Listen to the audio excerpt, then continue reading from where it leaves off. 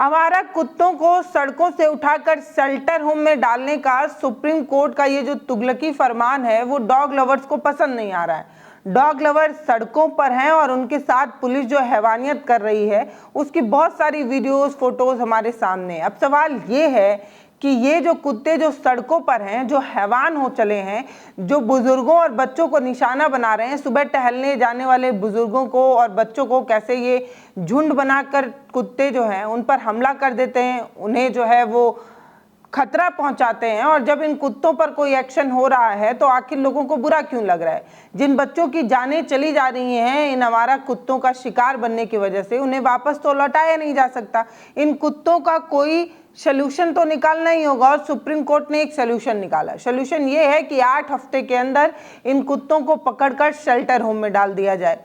इसके लिए अगर कोई टीम नहीं है तो टीम भी बनाई जाए और इन कुत्तों को सिर्फ वैक्सीनेट नहीं किया जाए, इनकी नसबंदी भी की जाए और इन्हें शेल्टर होम में डाला जाए।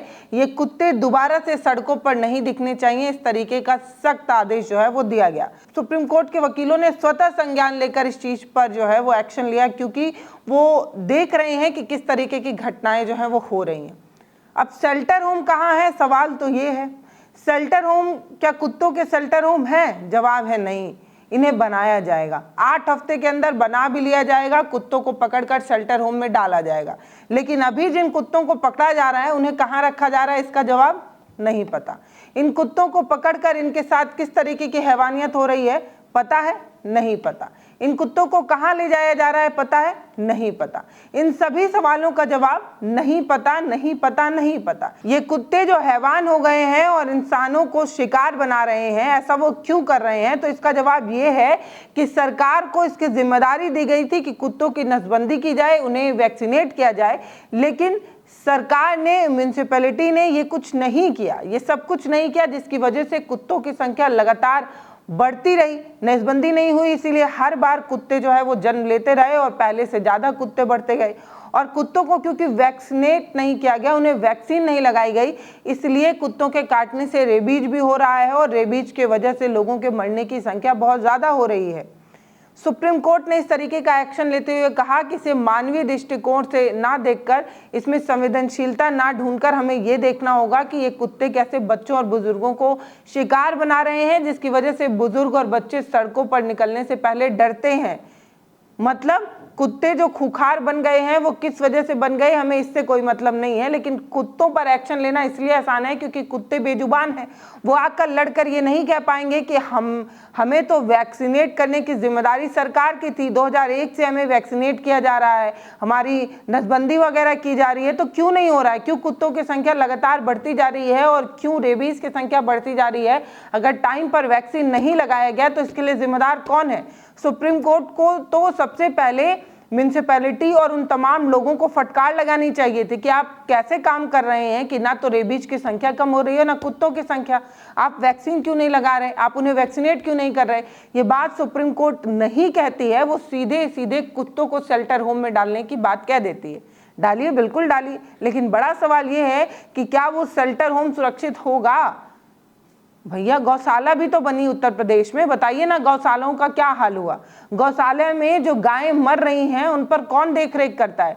सीसीटीवी कैमरे लगाने और ना जाने क्या क्या करने की बात कही गई थी। हमने ना जाने कितने गौशालों की खबरें दिखाई हैं और ये बताई हैं कि गौशालाएं में जो आने वाला पैसा है वो न जाने कहाँ चला जाता है और गायें जो हैं उनकी हड्डी हड्डी तक दिखने लगती है। इतनी विभत्स तस्वीरें होती हैं जो हम आपको दिखा नहीं सकते। कैसे तिल तिल कर गायें जो है वो मौत की तरफ आगे बढ़ती हैं, उन्हें ना ढंग से खाना मिल पाता है, ना चारा मिल पाता है, ना भोजन मिल पाता है, ना दवाइयाँ मिल पाती हैं।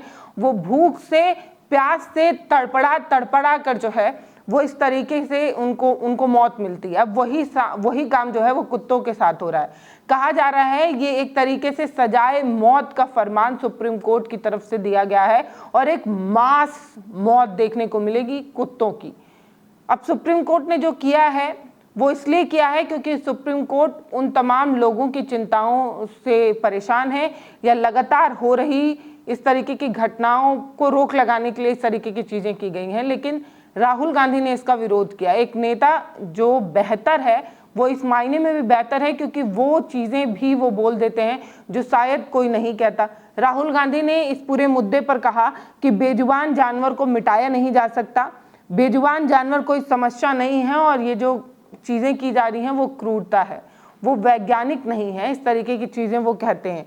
अगर कुछ करना ही है तो शेल्टर्स होम बनाइए, नसबंदी करिए, टीकाकरण करिए, सामुदायिक देखभाल अपनाया जा सकता है।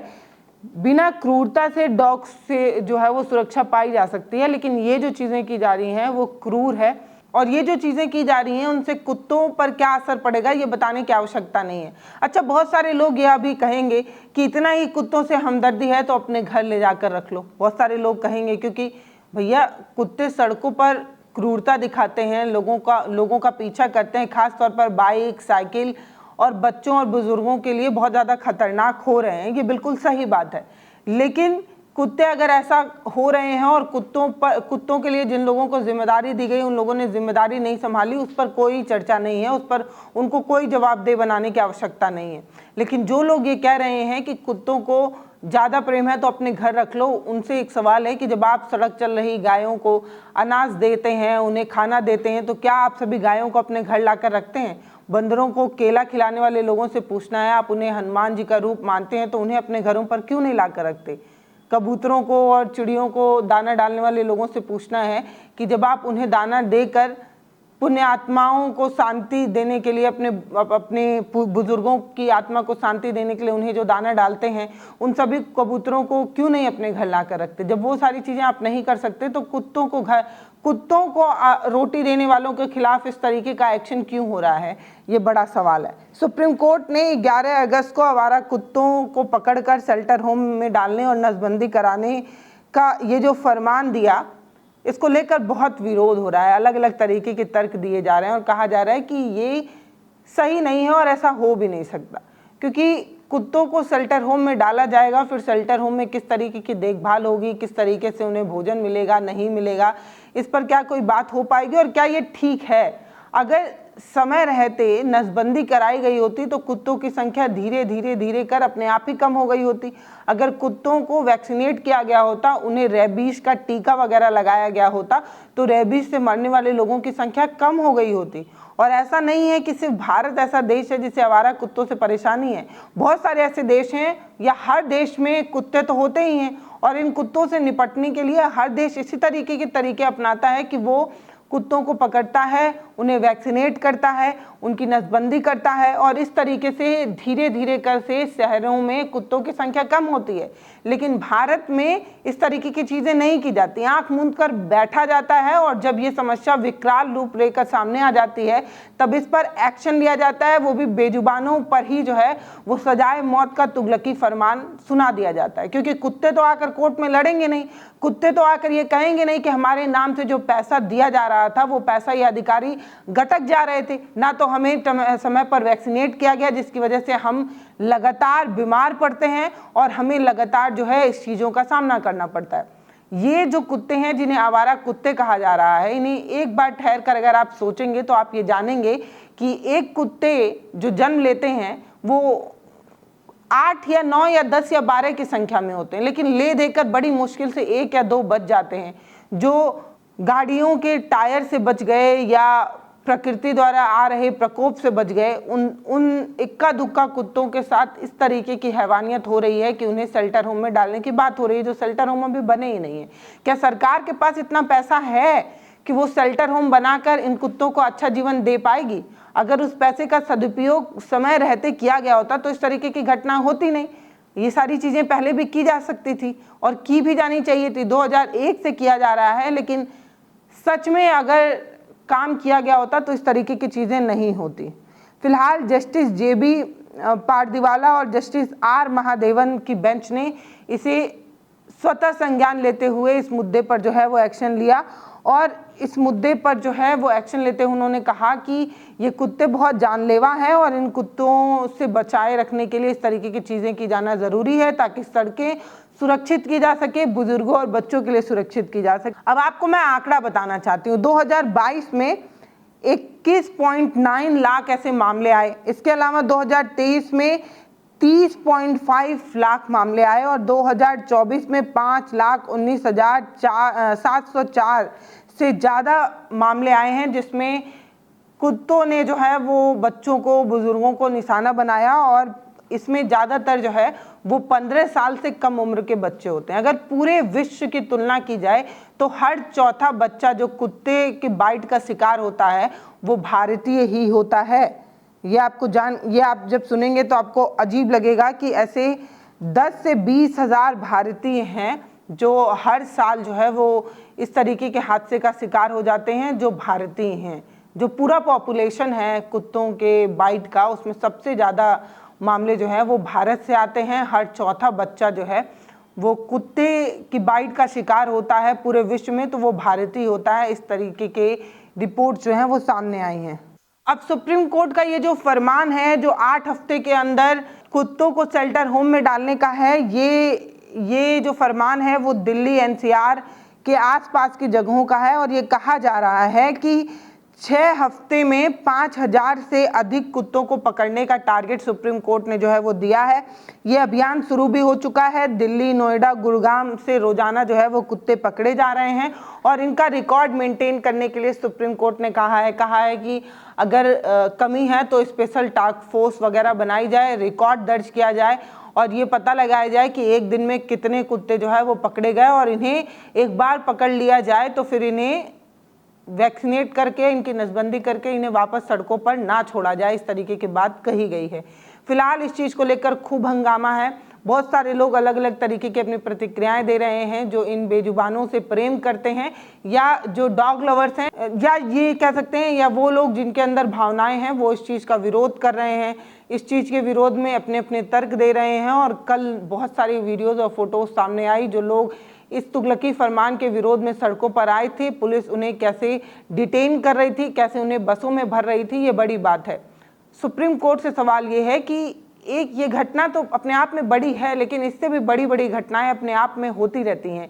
चाहे वो रेप के केसेस हों, वो भी लगातार बढ़ रहे हैं, इस पर कोई जो है वो एक्शन नहीं लिया जाता।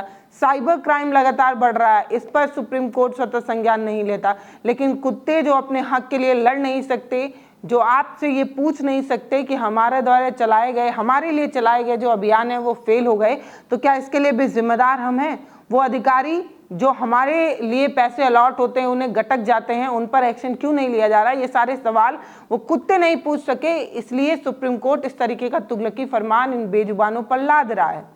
फिलहाल इस वीडियो पर आपकी जो भी राय है वो आप हमें कमेंट सेक्शन में लिखकर ज़रूर जो है वो बताइए। मुझे ये बिल्कुल पता है कि जो लोग इस तरीके के हादसे का शिकार होते हैं, कुत्ते जिन्हें दौड़ा लेते हैं या जिन्हें बाइट कर देते हैं, तो उनकी भी पीड़ा, उनका भी दुख मैं बिल्कुल समझ रही हूँ। मैं ये बात मानती हूँ कि अगर कुत्ते खुंखार बन रहे हैं तो उन्हें वैक्सीनेट किया जाना चाहिए। उनके लिए जो जो योजनाएं चलाई जा रही हैं वो योजनाएं उन तक पहुंचनी चाहिए। अगर नहीं पहुंच पा रही है तो इसके लिए कुत्ते नहीं बल्कि वो लोग जिम्मेदार हैं जिनको ये जिम्मेदारियां दी गई हैं। शेल्टर होम में डालना कोई सलूशन नहीं है, क्योंकि हमने गौशालाओं का हकीकत देखा है। हमने वो तमाम वीडियोज़ और फोटोज़ और बहुत सारी ग्राउंड रिपोर्ट आपके सामने रखी है, जिसमें हमने आपको बताया कि गौशाला में जो गाय हैं उनके साथ किस तरीके की हैवानियत की जा रही है, किस तरीके से उन्हें भोजन के अभाव में गलाया जा रहा है। ऐसी बहुत सारी ग्राउंड रिपोर्ट हमने आपको करके दिखाई हैं। जब धार्मिक रूप से जिसको मान्यता मिली हुई है उसके साथ हम इस तरीके की बर्बरता कर रहे हैं, तो कुत्तों के साथ हम क्या ही करेंगे। फिलहाल इस वीडियो पर आपकी जो भी राय हो वो आप हमें कमेंट सेक्शन में लिखकर ज़रूर बता सकते हैं। क्या आपको भी सुप्रीम कोर्ट का ये तुगलकी फरमान बेफजूल लग रहा है, या आपको लगता है कि इस तरीके के कठोर एक्शन लिए जाने ज़रूरी हैं? तो बिल्कुल आप अपनी राय हमें कमेंट सेक्शन में लिखकर बताते रहिएगा। वीडियो को शेयर करिए, चैनल को सब्सक्राइब करिए। बहुत धन्यवाद।